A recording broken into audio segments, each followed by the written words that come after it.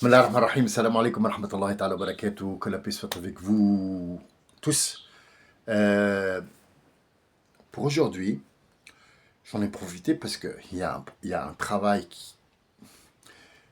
qui doit sécher et j'en profite de ce moment-là de vide que je voudrais remplir avec quelque chose de bien. Je veux absolument lancer un appel. Alors, qu'on soit clair, net et très précis. Je lance un appel, ça veut dire je propose. C'est pas une pétition, c'est rien du tout. Je propose. S'il y a quelqu'un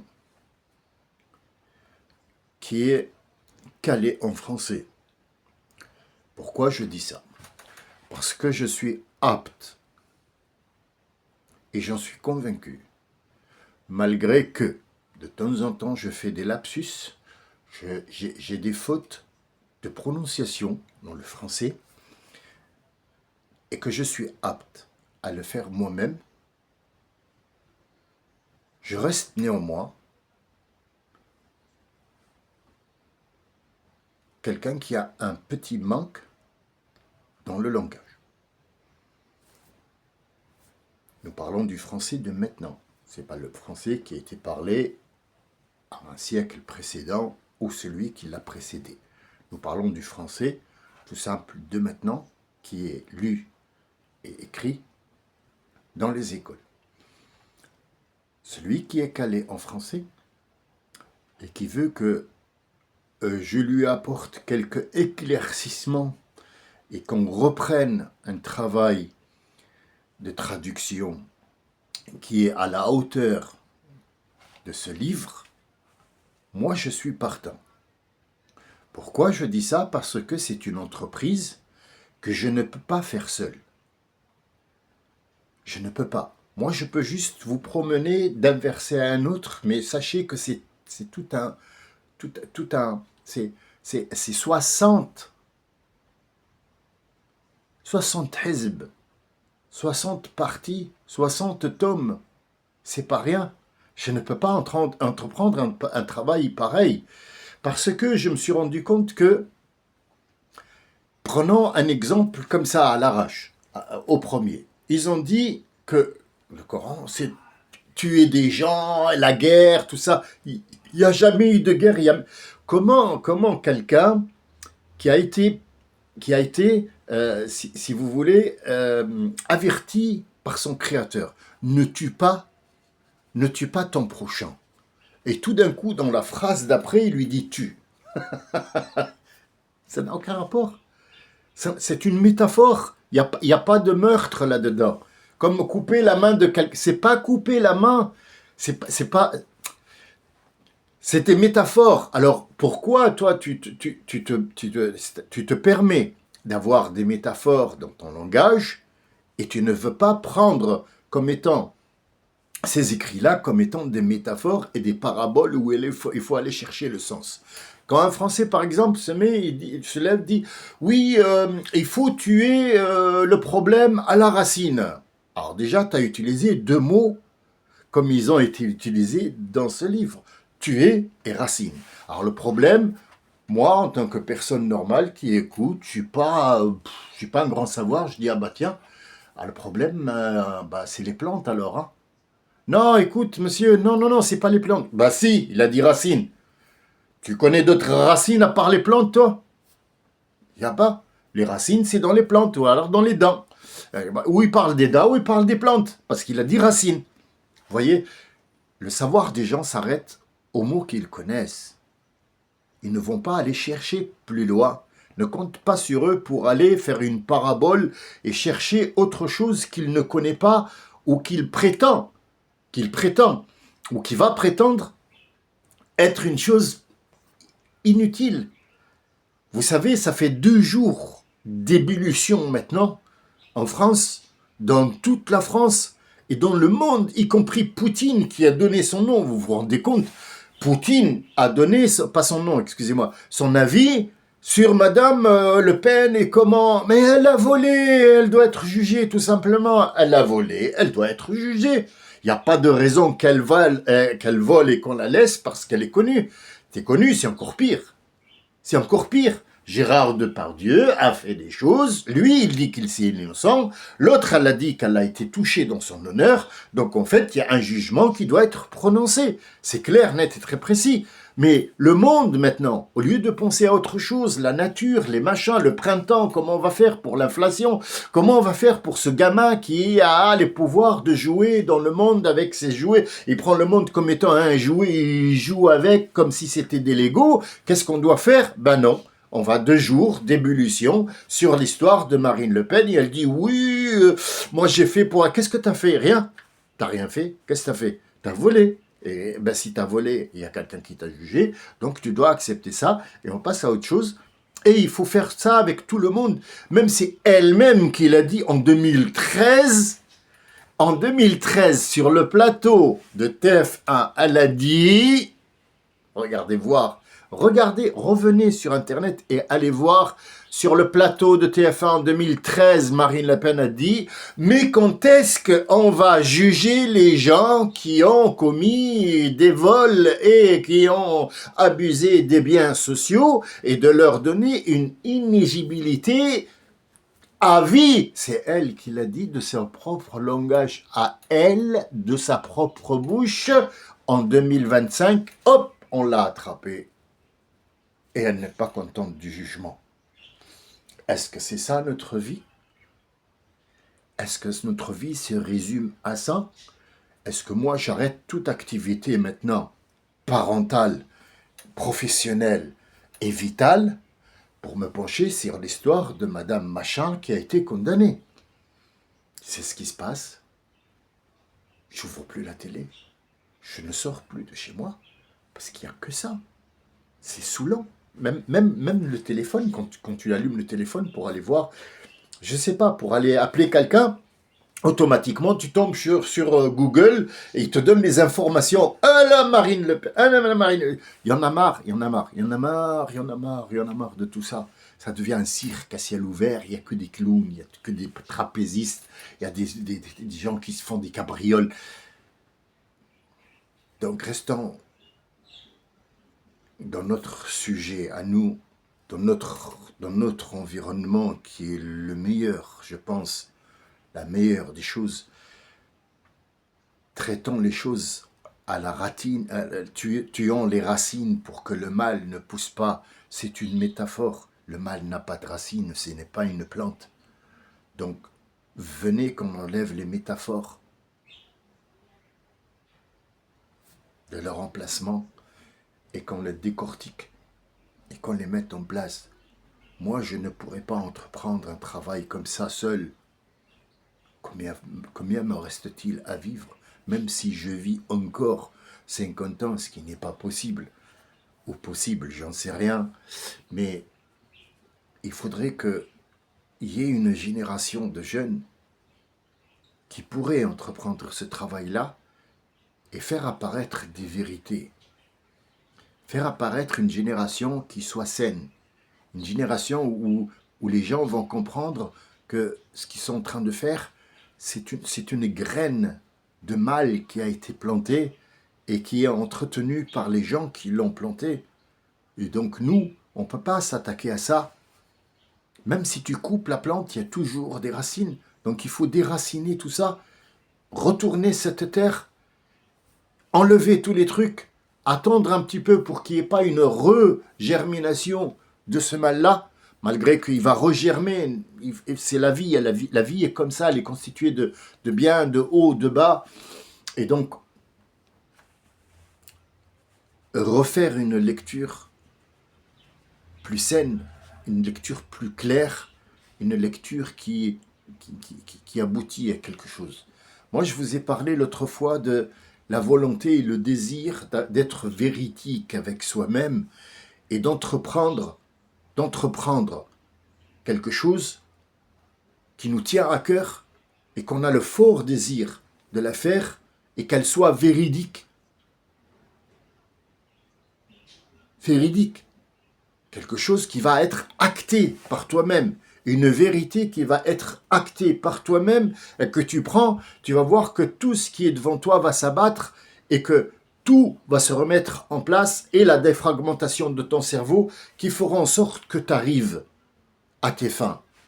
Parce que je ne veux pas reprendre l'épisode, parce que comme je vous ai dit, je ne voudrais pas que ce soit un épisode où les gens vont dire « Allez, le deuxième, c'était... Ah non, merde, ça c'est le quatrième. Oh là là, l'épisode premier. » Et donc, on revient à la même chose. « Ashab al-yamini ma ashab al-yamin » Elle a été traduit comment ? « Ashab al-yamini » ceux qui sont de les... Non, c'est pas ça. Non. Ashabul yamini mais ce mais là il est long, il faut mettre 4 temps. Mais ça veut dire le temps qu'ils mettront à rester là-bas. S'ils changent de place, tout change pour eux. Voilà le sens. Ashabul yamini mais ashabul yamin. Sauf s'ils restent dans le droit chemin. S'ils changent de... C'est possible? Oui. Mais pourquoi ceux-là ils changent et les autres aussi, ceux qui font du mal, ils peuvent changer de camp? Sauf as-sabiqoun, ceux qui sont en compétition ne changent pas. Parce que ceux qui sont en compétition sont dans un sillage qui n'a pas de rameaux. Donc ils ne peuvent pas changer. Quelqu'un qui a découvert une vérité qui est là devant lui, il ne peut pas la laisser et aller au mensonge. C'est impossible. Mais je vous donne, par exemple, la véracité de ce que je dis. Regardez, par exemple, Trump. C'est pas un exemple. C'est pas un exemple. Franchement, c'est un exemple médiocre. Mais je vais vous le donner pour que vous sachiez que ce soit dans le mal, que ce soit dans le bien, quand tu prends quelque chose et que pour toi, tu vas l'acter, et pour toi, tu es sincère avec ce que tu fais, même si c'est un mensonge, et que tu es sincère, il grandit et tout s'ouvre devant toi. Regardez Trump, c'est un vendeur de trucs. Et il a fait ça par ah, tu m'as pris mon jouet, je vais te prendre. Il est acté avec lui-même, il sait très bien ce qu'il fait, et il sait très bien ce qu'il veut. Et il est devenu président de la République en vendant des maisons. Comment est-ce possible? Mais c'est ce qui te raconte Dieu. Ceux-là et ceux-là peuvent. Ils peuvent, tu peux. Tu peux avancer dans le mal comme tu peux avancer dans le bien. C'est à toi de choisir. Après, le mal, il y a des conséquences. Le bien, il y a aussi des conséquences. Le bien, les conséquences sont bénéfiques pour tout le monde. Le mal, comme vous le voyez, là, il est en train de foutre une 3e guerre mondiale. Donc, on fait ça et ça, mène à une conclusion. Est-ce qu'elle est bien, est-ce qu'elle n'est pas bien? Ça, c'est à vous de juger. Ça, c'est à vous de voir dans quel sillage vous vous mettez. Après, la vie, c'est un choix. C'est un choix, ce n'est pas une imposition. Tout ici est exposé, rien n'est imposé. Il n'y a personne qui peut vous imposer les idées, sauf s'il a des preuves. Et les preuves, ils sont devant nous, mais ils sont mal traduits. Ils sont mal traduits. Je pourrais passer des années à parler, je n'aurais même pas fini un seul verset. C'est ça l'appel que je fais. S'il y a quelqu'un qui veut entreprendre et qui veut que je l'aide à comprendre des choses en arabe, traduire, ou en allemand ou en anglais, je suis apte. Mais je n'entreprendrai pas. Je ne peux pas entreprendre ça parce que je ne suis pas à la hauteur, pas de la traduction, mais à la hauteur du temps. Le temps nous est compté. Et le temps, je ne peux pas me donner à 100% à ce temps-là. Il y a des gens qui vont donner tout leur temps, et ils sont jeunes, pour cette cause-là, comme ils peuvent donner leur temps pour une autre cause. Il y a des gens qui vivent juste pour vivre, parce qu'ils ont des enfants, ils vont les faire grandir, la retraite, allez, hop, en croisière. C'est leur vie. Ils ont fait leur choix. Ils ont fait leur choix. Après, est-ce qu'ils ont les moyens ou pas? Là, on rentre dans un autre sujet de conversation qui n'est pas peut-être le même. Mais ce que je voulais dire, c'est très simple. Est-ce que tu t'engages là-dedans ou est-ce que tu t'engages dans une carrière politique avec ce qui va avec? Bien sûr, une carrière politique, c'est plein de poignards dans le dos, c'est bien plein d'hypocrisie, c'est plein de langue de bois, c'est plein de promesses qui ne seront jamais tenues, c'est d'un prestige, c'est un protocole, c'est du mensonge, c'est une manipulation. Alors, tu as choisi ce chemin-là, bien sûr que tu vas ramasser toutes les épines, mais aussi tu vas ramasser toutes les choses que tu as semées. Si tu sèmes des pommes de terre, il n'est pas question que tu récoltes des carottes. C'est pas possible. C'est pas possible. Si tu sèmes des carottes, tu récolteras des carottes. Après, est-ce qu'ils sont petites, grosses, juteuses, sucrées, pas? Ah là, ça relève d'autre chose. Ça relève de la connaissance, de l'agriculture et ainsi de suite. Donc vous voyez, à chaque fois que vous ouvrez une porte, vous en avez 1000. Et chaque fois que vous ouvrez une porte de ces 1000, il y a encore un autre rameau de porte qui s'ouvre devant vous. Quel est votre choix dans votre vie? Sachez que ce Coran-là, il est là pour la vie d'ici, pas d'après. Après, c'est une autre dimension. Vous me direz, ouais, personne qui est allé de l'au-delà est revenu. Si, il y a Lazare. Eh oui, c'est Jésus qui l'a réveillé. Moïse aussi, il a réveillé le gars qui a été tué et il a dit c'est lui qui m'a tué. Ils sont revenus bien sûr. Bien sûr qu'ils sont revenus. Donc vous voyez, l'au-delà reste dans l'au-delà. On ne sait pas ce qu'il y a de l'autre côté, mais on a une opinion, on a été averti. C'est un avertissement. Moi j'ai lu une connerie dans le Coran qui m'a un petit peu... Les menaces. Si vous ne prenez pas les menaces de Dieu au sérieux, Dieu nous a jamais menacés. Il n'y a jamais eu de menace. Il t'a dit, si tu touches le pot qui est brûlant, tu vas te brûler. Et si tu te brûles, je te pardonnerai pas. Pourquoi? Parce que je t'ai averti. Est-ce que c'est une menace? Disons que l'État vient dire, celui qui vole sera incarcéré. Est-ce que c'est une menace? Le président de la République ou le truc de justice, il dit « Bonjour, je me présente, je suis le ministre de l'Agriculture. Je vous préviens, si vous laissez les mauvaises herbes, vous n'aurez pas une bonne récolte. » Est-ce que c'est une menace? Non. C'est une mise en garde. Oui, c'est une mise en garde. Mise en garde, est-ce qu'elle est équivalente à une menace? Non. Non. Et une menace, ça veut dire, écoute-moi bien, je vais te taper. Et après, tu vas te plaindre à la police et je te coupe la tête. Ah! Là, c'est une menace de mort. Là, c'est une menace. Pourquoi? Parce qu'il envisage de faire quelque chose qui n'est pas bien. Mais moi, je viens te dire, la terre, si tu laisses les mauvaises herbes, tu n'auras pas de bonnes récoltes. Après avoir, il y a des gens qui vont te dire, oui, mais monsieur, si Dieu a fait les mauvaises herbes, c'est qu'il y a une bonne raison. C'est qu'ils vont apporter des insectes qui vont aider les plantations à pousser. Si tu mets des trucs chimiques, c'est vrai que tu auras des carottes, mais ça sera des carottes espagnoles. Donc il n'y a pas de goût, il n'y a rien. Il a la couleur des carottes, elle est grosse comme ça, calibrée, mais on n'aura pas des vraies carottes ou des vraies tomates. Nous, on veut une tomate naturelle, qui pousse naturellement comme elle doit pousser. Elle prendra sa nourriture dans le sol où tu la plantes.